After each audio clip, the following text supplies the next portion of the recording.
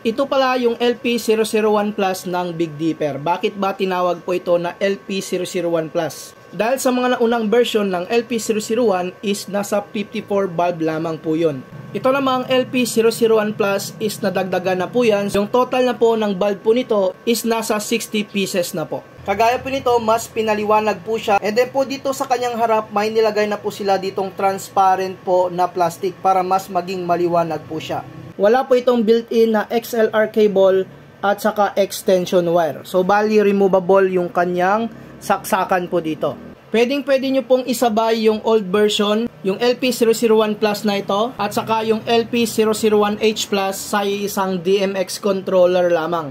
So, walang problema po yan. Ulitin ko, pwede nyo po yung pagsabayin. Meron na po itong sound active. Makokontrol nyo lamang po yan dito sa kanyang control panel. So, sa mga gusto mag-avail nito, pakiclick lamang yung ating yellow basket.